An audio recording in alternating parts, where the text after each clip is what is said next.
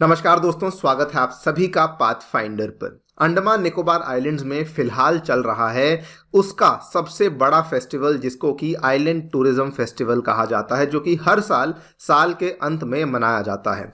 और इसी फेस्टिवल के दौरान वहाँ के जो हमारे लेफ्टिनेंट गवर्नर हैं एडमिरल DK जोशी जी, इनके द्वारा एक स्टेटमेंट दिया गया है। ही हैज सेड कि 2024 जो है this is going to be a transformational year for this beautiful archipelago, specially for the tourism and the hospitality sectors. ये वाला स्टेटमेंट उन्होंने दिया जब वो आइलैंड टूरिज्म फेस्टिवल को यहाँ पे इनॉग्रेट कर रहे थे। बल्कि साथ में इन्होंने बताया कि पिछले 5 से 6 सालों में जो केंद्रीय सरकार है उसके द्वारा 95,000 करोड़ के आसपास का टोटल अप्रूवल है, जो कि अंडमान निकोबार आइलैंड्स में इंफ्रास्ट्रक्चर डेवलपमेंट के लिए दिया गया है।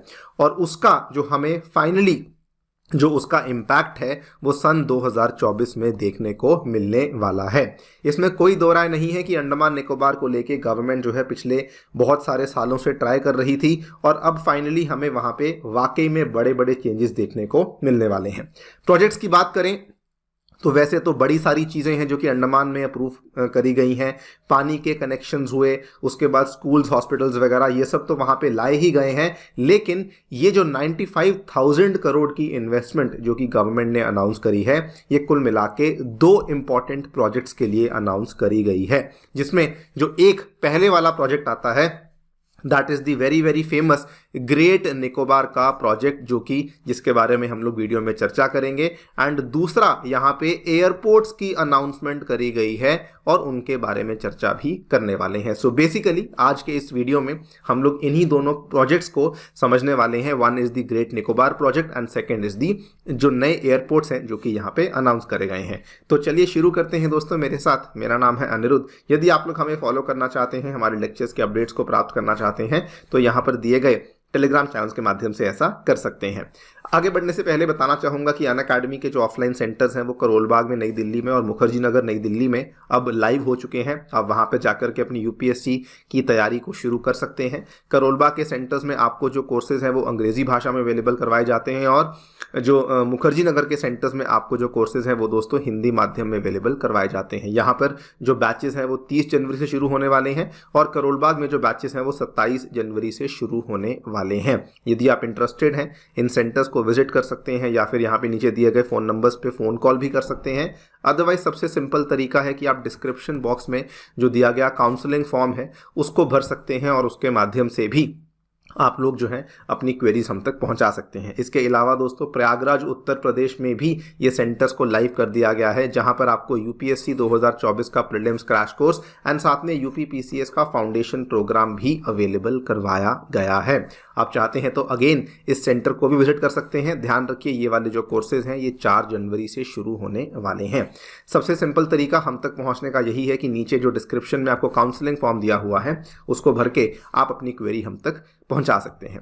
ऑल राइट, सो सबसे पहले हम लोग ग्रेट निकोबार वाले प्रोजेक्ट की बात कर देते हैं। पिछले साल नवंबर 2022 की बात है, जब आई थिंक अंडमान निकोबार का लार्जेस्ट और इवन इंडिया का one of the largest project था, जिसको कि यहाँ पे अप्रूवल दे दिया गया था। 75,000 करोड़ का प्रोजेक्ट था जो कि ग्रेट निकोबार आइलैंड में बनने के लिए अप्रूवल दे दिया गया था। इसकी लोकेशन की बात करें तो यहाँ पर आप देख पाएंगे ये अंडमान निकोबार के आइलैंड्स का टोटल ब्रेकडाउन है। ये north Andaman, middle Andaman, lower Andaman, then little Andaman, ये सारे अंडमान आइलैंड्स आते हैं। देन ये फेमस 10 डिग्री चैनल आता है जो कि UPSC का भी बहुत पसंदीदा चैनल है, 2 बार सवाल इससे पूछा जा चुका है। देन नीचे आते हैं निकोबार आइलैंड्स, जिसमें कार निकोबार आता है, और उसके बाद लिटिल निकोबार आता है, एंड फाइनली आता है ग्रेट निकोबार। तो ये जो ग्रेट निकोबार है ये सारा का सारा जो प्रोजेक्ट है इसी ग्रेट निकोबार में बनने वाला है। इस प्रोजेक्ट के कुल मिला के 4 हिस्से होने वाले हैं। सबसे पहले जो इसका सबसे बड़ा हिस्सा होने वाला है that is going to be international container transhipment terminal, जो कि कैपेसिटी रखेगा टू हैंडल 14.2 मिलियन TEUs, जो कि बेसिकली कार्गो कैपेसिटी का यूनिट होता है, उसको हैंडल करने की क्षमता रखेगा। नंबर 2 पे यहाँ पे ग्रीनफील्ड इंटरनेशनल एयरपोर्ट लाया जाएगा, जो कि यहाँ पे 4,000 पैसेंजर्स को हैंडल कर पाएगा। नंबर 3 पे ऑब्वियसली जो लोग यहाँ पे रहेंगे सरकारी एम्प्लॉयज़ होंगे या फिर प्राइवेट सेक्टर के एम्प्लॉइज होंगे उनके लिए टाउनशिप बनाई जाएगी। एंड नंबर 4 पे यहाँ पर gas and solar power plant को बनाया जाएगा। इसकी एग्जैक्ट लोकेशन आप लोग यहाँ पे देख भी पाएंगे, मैं आपके लिए दिखा देता हूँ। फोकस ओवर हेयर, यहाँ पर आप देख पाएंगे नंबर 1 आपको शायद दिख रहा होगा, ये लिखा हुआ है ब्लैक कलर में। नंबर 1 में पोर्ट आने वाला है जो कि इंटरनेशनल कंटेनर ट्रांसशिपमेंट टर्मिनल है। नंबर 2 में यहाँ पे एयरपोर्ट आने वाला है। नंबर 3 यहाँ पे टाउनशिप आने वाली है। नंबर 4 जो है वो यहाँ पे आपको पावर प्लांट देखने को मिलने वाला है। नाउ जो मैंने आपको बताया कि सबसे इंपॉर्टेंट चीज जो कि यहाँ पे आने वाली है that is the transshipment terminal, उसकी क्या खासियत है। इस मैप को ध्यान से देखिए, ये दोस्तों निकोबार आइलैंड्स का एरिया है जहां पर ये पूरा का पूरा डेवलपमेंट होने की बात चल रही है।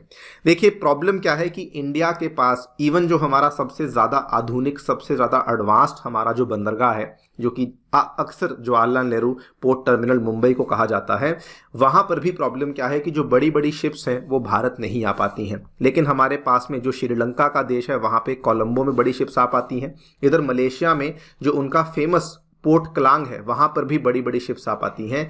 लेकिन अनफॉर्चुनेटली इंडिया में बड़ी शिप्स अभी तक नहीं आ पाती हैं निकोबार आइलैंड्स के पास में। इसीलिए एक ICTT जो इंटरनेशनल कंटेनर ट्रांसशिपमेंट टर्मिनल को बनाया जाएगा, उसका फायदा यही होगा कि यहां पर बेसिकली बड़ी शिप्स जो है वो डॉक कर पाएंगी और जो बड़ी शिप्स हैं वो यहाँ पर आएंगी, अपने सामान को छोटी छोटी शिप्स में लोड करेंगी और अल्टीमेटली वो सारा सामान फिर निकोबार आइलैंड्स में और उसके आगे फिर इंडिया में कहीं पर भी जा पाएगा।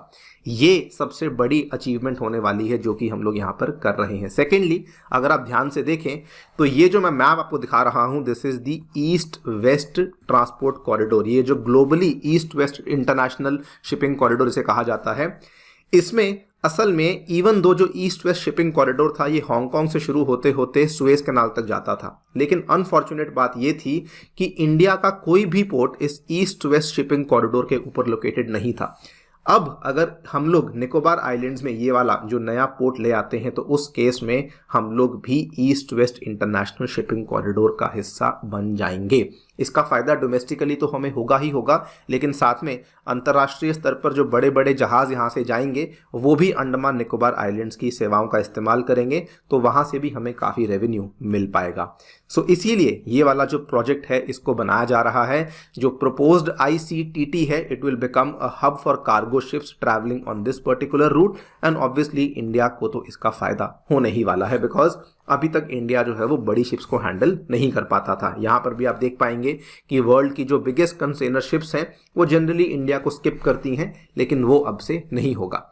सेकेंडली स्ट्रेटेजिक रीजन भी है इसका, बिकॉज अगर हम लोग अपनी प्रेजेंस को वहाँ पे और मजबूत करते हैं तो बे ऑफ बंगाल में और इंडो पैसिफिक के इलाके में हम लोग चाइना के सामने भी एक काफ़ी ज़्यादा अपनी असर्शन को इंक्रीज करते हैं, जो कि अगेन हमारी स्ट्रेटेजिक प्रेजेंस को और ज़्यादा इंप्रूव करेगा। और इसके लिए जैसा कि मैंने आपको बताया कि ये प्रोजेक्ट जो था इसका अप्रूवल नवंबर 2022 में ही आ चुका था। मई 2023 में 9 एक्सप्रेशन ऑफ इंटरेस्ट हमें इस प्रोजेक्ट के लिए ऑलरेडी मिल चुके हैं। मज़े की बात इसमें यह है कि इसमें बहुत सारी इंटरनेशनल कंपनीज भी हैं जो कि इसमें इंटरेस्ट दिखा रही हैं, जो कि आकर के इसमें ये कामकाज करना चाहती हैं। इसको लेकर लेटेस्ट अपडेट भी आ चुका है कि इसका जो क्लियरेंस है ये हो चुका है। Construction is going to begin next year, मतलब कि 2024 में इसकी जो कंस्ट्रक्शन है वो भी शुरू होने वाली है। ये one of the largest project होने वाला है जो कि बहुत ही स्ट्रेटेजिक एरिया में इंडिया के द्वारा बनाया जाएगा।